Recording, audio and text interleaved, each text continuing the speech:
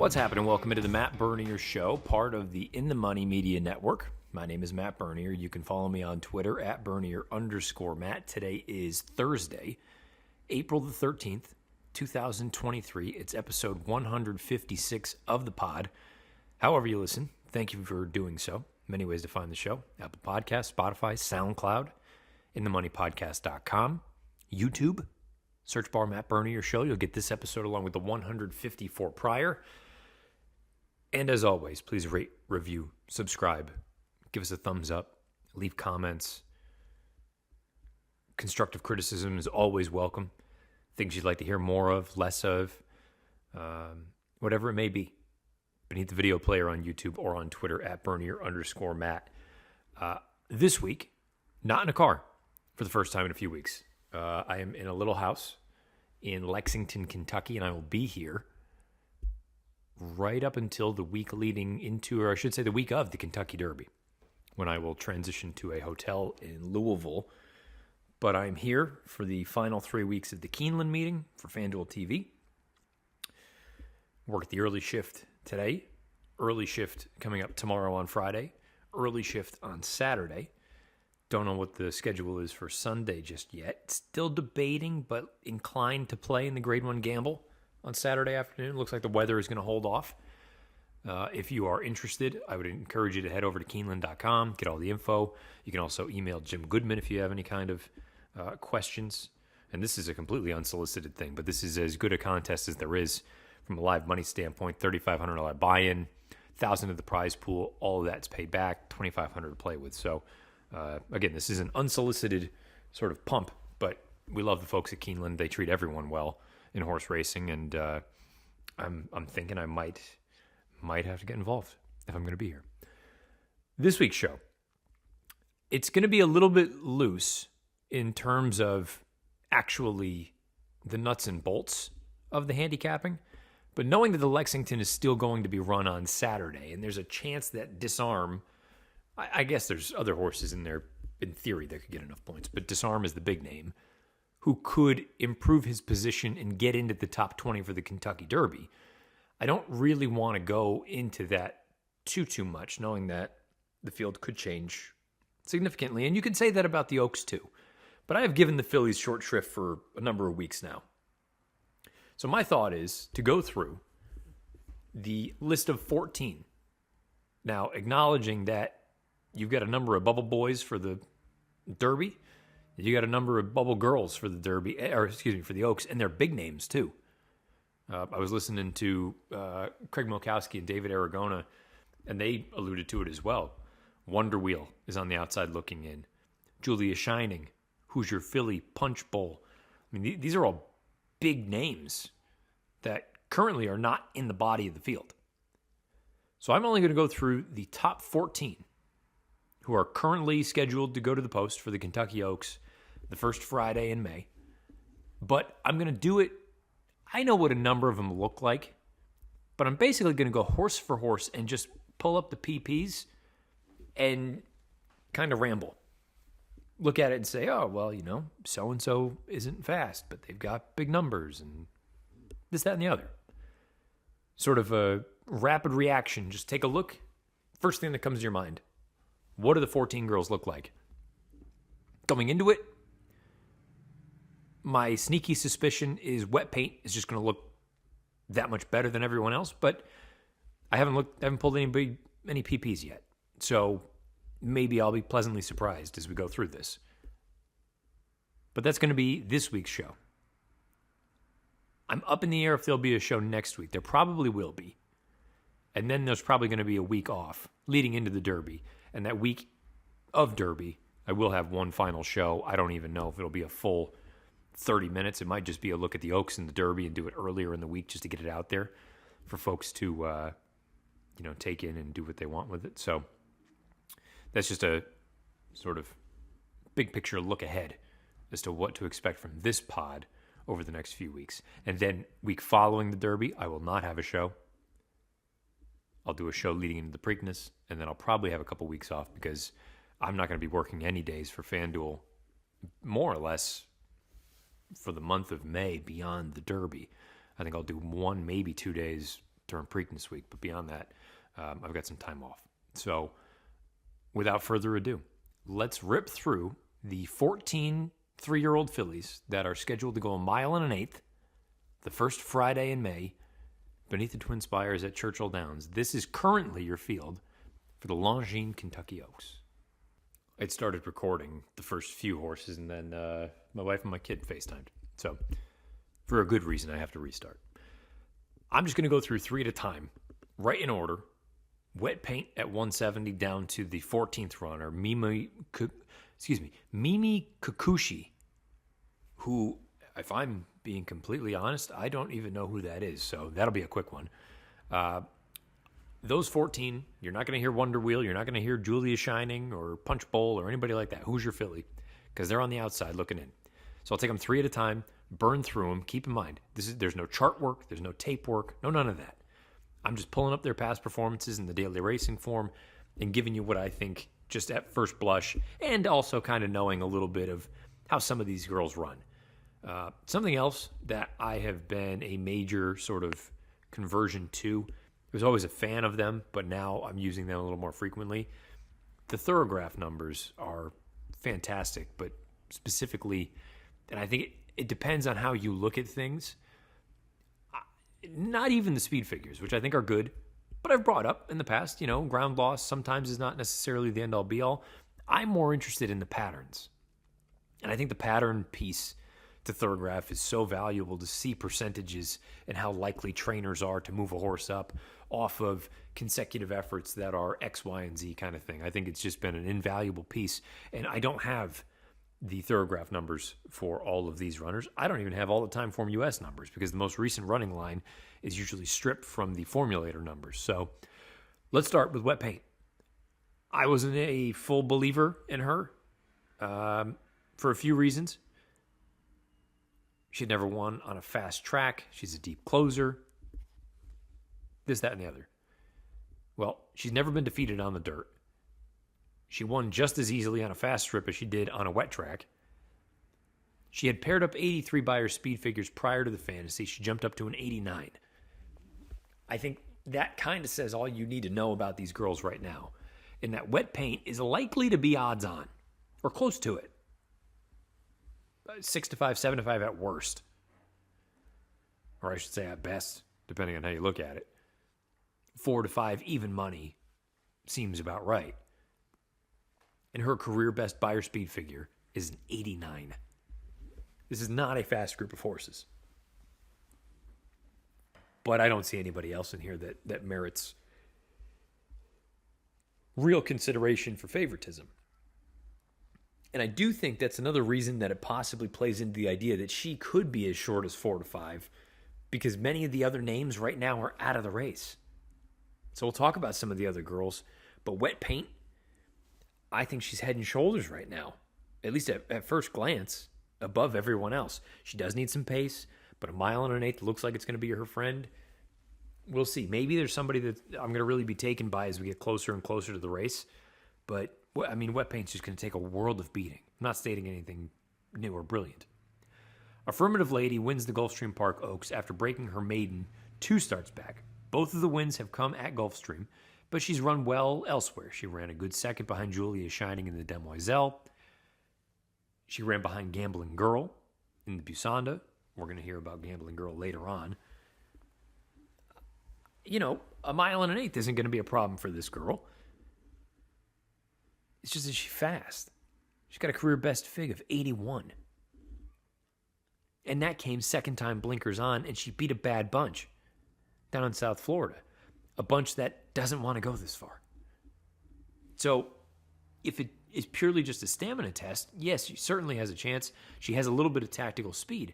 But then you have to start asking yourself, all right, she's got an 81 in her back pocket. Yeah, she'll get the jump on Wet Paint. But isn't Wet Paint just better? And I need to continue to stress that these are just views from 30,000 feet. These are not deep dives or anything like that. This is just at first blush. I look at Affirmative Lady, I see an 81 and then 5 buyers with not one of them eclipsing 70. Just have a hard time buying it. I need to keep my head on straight when talking about defining purpose, because I loved her going into the Ashland. And I didn't put the ticket out, but I put out the pick on FanDuel TV over on TVG.com. And that's all well and good. But I singled her in a $10 pick 3, concluding in this race, which came back like 7,300. And the logic was very just plain and simple. And I'm not trying to make it sound like this is a brilliant opinion. But really, when you go through and you take out those 2 wet track efforts at Oaklawn, other than that, she's been pretty good. You got a 6-length win in the maiden score. She won that stake going 2 turns down at Oaklawn by more than 5 lengths, and she was really impressive that day. And then, all right, she's not great, but she ran 3rd on a wet track in the Martha Washington behind wet paint. We know what wet paint has turned into. And oh, by the way, defining purpose was even money against wet paint. So I thought, at least in the Ashland, the other girls, I think, were a lot more sizzle than steak. Having said that, I don't know if I love the way she's moving at the end of that Ashland when we're talking about a 1 1/8 at Churchill Downs. She needed the short stretch at 8.5. Now she's going to get the entire stretch at 9. And I like her. I like her. I think she's got some ability. I don't know if I'm thrilled with the thought of her trying to get an extra 16th of a mile, which doesn't sound like much. But when she needed the short stretch at 8.5 to get it done, I don't know if that necessarily bodes well for 9 with a long stretch at Churchill. But she still might end up being a price. Let's look at the Fairgrounds. Pretty Mischievous, number 4 on this list. Here's the problem with Pretty Mischievous. She looks really good winning the Rachel Alexandra. She guts it out over Miracle. This is on the heels of handily defeating the Alice Look, and she defeats Hoosier Philly in the process in that Rachel Alexandra. She's never done anything wrong. She's getting better, this, that, and the other. Not only is she defeated in the Fairgrounds Oaks, but she's really kind of dusted. She was never, ever winning that race when you watch and see how easily Southlawn, who we'll talk about in a minute, won. And I think it's a combination of fears for both Pretty Mischievous and Southlawn. And I guess the Alice Look, who has points. As much as I think the boys,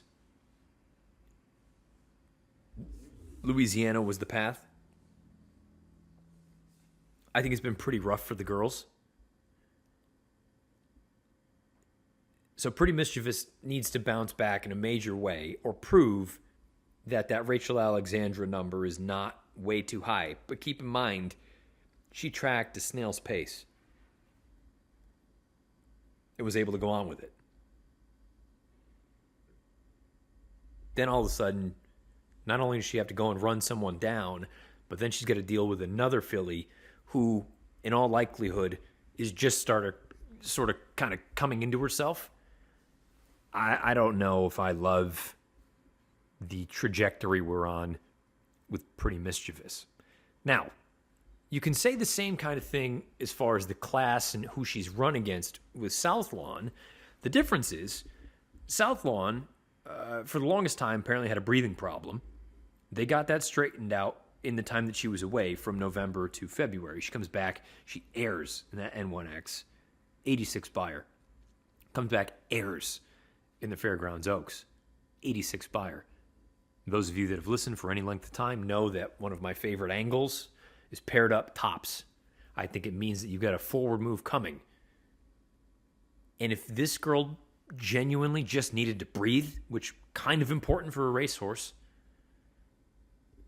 if she just needed to breathe and they got that straightened out, tell me why she can't win this race. I'm not saying I'm picking her, But yeah, I mean, she's on the short list right now. How can she not be? She's run almost as fast as wet paint. She's paired up tops. The distance in that Fairgrounds Oaks, I know that was at 8.5. I don't think she's going to have any issue going 9. Keep in mind, that was 8.5 at the Fairgrounds, which is a hell of a lot different than 8.5 at Keeneland. Keeneland, you get the short stretch. Fairgrounds, you got to run forever and a day, which is almost a carbon copy to Churchill Downs. I mean, I'm seeing a lot of positives for South Lawn, and that's not even factoring in any of the other numbers that may be out there. But you got to decide, man, did the group of girls that she was running against down in Louisiana, were they just a mess? And she just beat a bad bunch? Or, well, two things can be true. She may have just beaten a bad bunch, but she's going the right direction. And she's going to get the jump on wet paint. I wouldn't sleep on South Lawn just yet. I think she's in with a puncher's chance to win this entire thing, and she might not even be, I don't know. Well, maybe she is the second choice, just the way that everything is kind of unfolding. But put it this way, she's no shorter than 7-2, is she? 3-1, 7-2. On a horse that could be sitting on a career best effort, you could do worse. Promise Her America. Talking about a filly that's going the right way. Now, she broke my heart last Saturday because I'm watching from my hotel room out at Santa Anita, out in Southern California. I'm watching the early races before I head out to the track. And I like Gambling Girl, who, again, we will talk about. I've brought her up twice already. In Gambling Girl, the logic was, again, very similar. She didn't like a wet track. That wet paint form from the Honeybee just continues to look better and better. And she's making this big move from the back of the pack, and she can't run down the 26-1 shot. And in my head, I'm like, oh, God. Come on. You beat all the other big names in there, but you can't beat her. That's probably not giving this filly enough credit. Take out the career debut. Don't hold that against her. Her next 3 starts, she has taken those incremental steps forward that I like to see. She was still inching away at the end of the Gazelle. And she was up close to the pace. She went 67 to 73 to 82. I'm not saying you're all of a sudden going to get another 9 or 10 point jump on Figs. But if you do, that puts her into the low 90 range. And that makes her every bit as likely as anybody else in this field. So, again, maybe I was a little rash early on with Promise Her America, but Ray Handel's done a good job with her. She keeps getting better. And, the New York form is always a little bit suspect this time of year, but maybe this is the kind of year where you can take advantage of that sort of thing because there are no superstars, maybe with the exception of wet paint. Promise Her America, I don't love her, but she just continues to get better and better, and maybe that's all you should be looking for in a year like this. Who is going to peak the first Friday in May? You should be looking for that any year, but especially in an instance like this where none of these girls are particularly fast.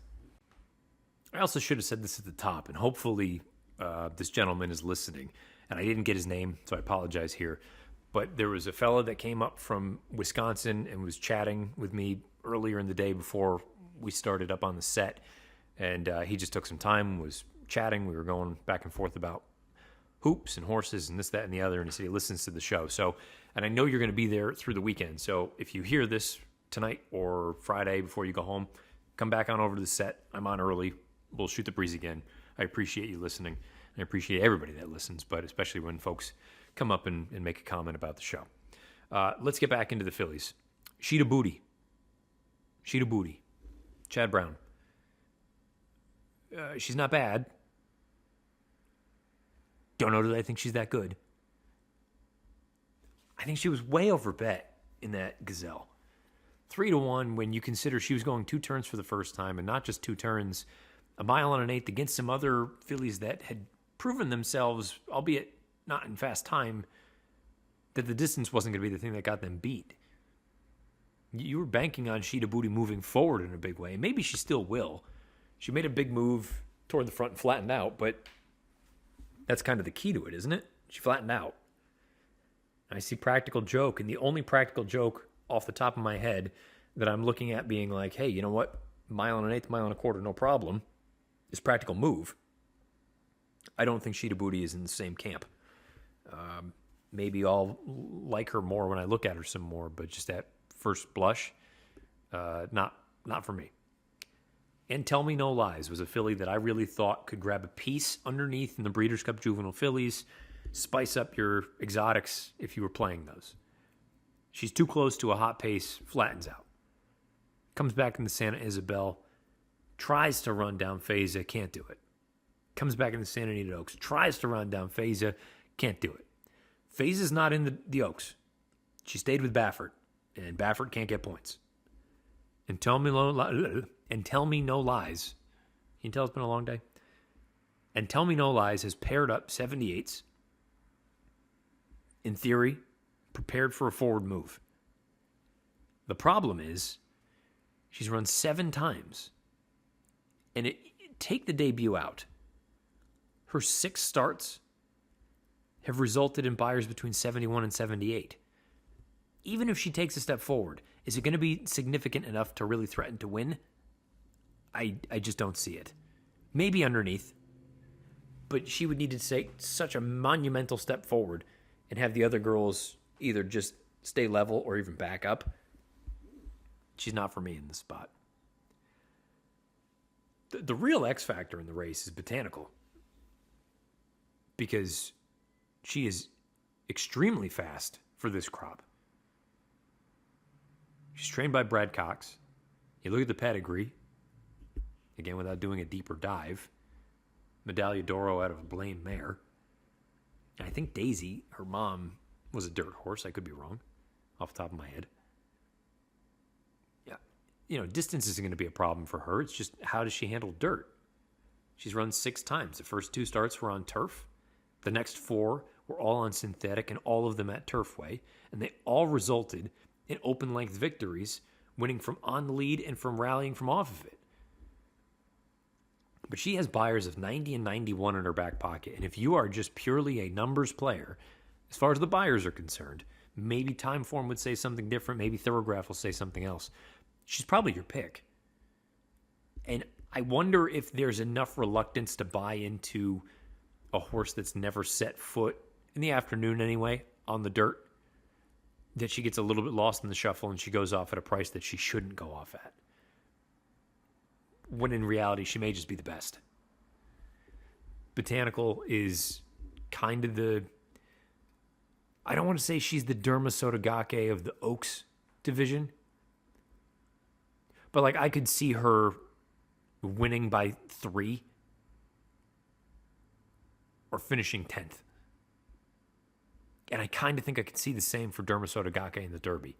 Either winning emphatically or being nowhere. As always, let price be your guide. Dorth Vader.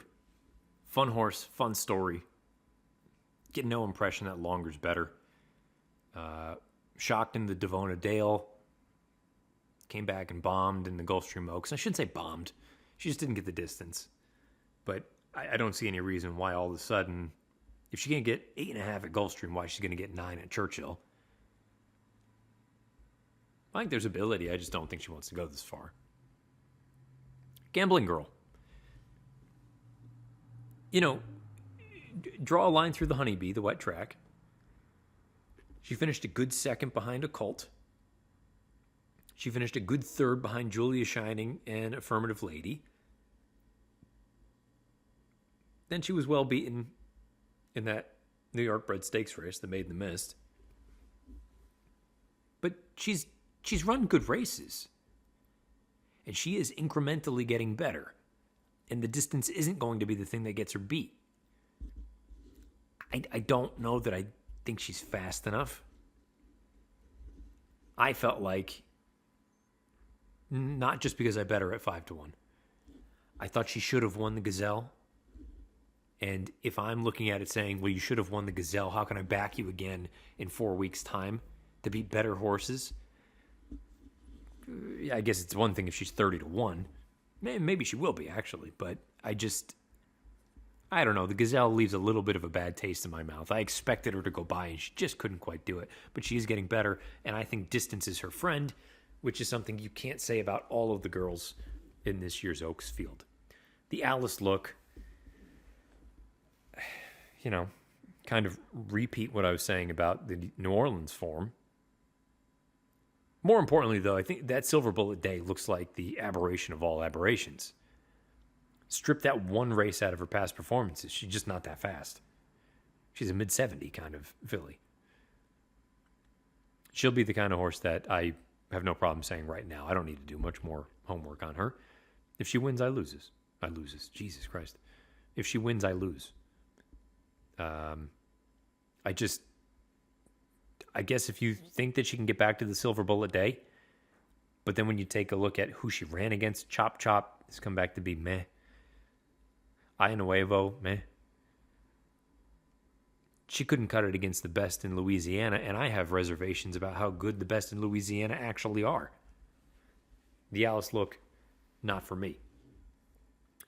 The last two on the list currently, Flying Connection, who won the Sunland Park Oaks, and the filly from Dubai, Mimi Kikuchi. I don't have much to add about either of them. They're ones I'd really want to go back and look at charts, see what they ran against. In all likelihood, they didn't run against much. In all likelihood, they didn't run all that fast. But we've said it with regard to the Derby field this year, and you can say it with regard to the Oaks field this year as well. Who is all that fast? What are you afraid of? What are you looking for? You're probably looking for something that's not there. The sooner you come to terms with the fact that these aren't particularly fast horses at this stage, probably the better. We didn't go over the boys because they've still got the Lexington to run on Saturday, but the girls, this field, barring something crazy, this is kind of what you're looking at. And maybe not everyone will go. We've seen defections time and time again throughout the years. But as of April the 13th, that's your field of 14 that will go to the post for the Kentucky Oaks.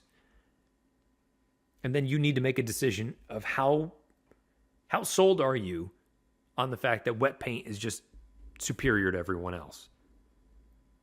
Or is there someone else in this field that you think has given you enough indication that they are ready to move forward? And not just a little bit. They're going to need to take a pretty good step forward if they're going to run with wet paint. Acknowledging whomever you think could move forward, you're probably going to get the head start. That's why I keep looking at South Lawn. I keep seeing that name, and I'm going, all right, well, you're going to get a head start. You're only a few points off already, and you've paired up tops. I don't know. Why shouldn't I like you? But then I go back to when the rubber meets the road, wet paint has just dump trucked everyone that's come into her path on the dirt. So why would that day at Churchill Downs be any different? There's the view from 30,000 feet of your Kentucky Oaks contenders for 2023. Let me know in the video player beneath. Let me know in the video player. I can't even speak. The travel's starting to catch up to me. Let me know in the comment section beneath the video player on YouTube what you think about these 14 girls. And we can open it up to the idea that if any of the other big names draw in, whether it's Wonder Wheel or Hoosier Philly or Julia Shining or Punch Bowl or anybody else, if you all of a sudden would look at this field differently if they were to get into the field, as opposed to dealing with the 14 that are scheduled to go to post on the first Friday in May.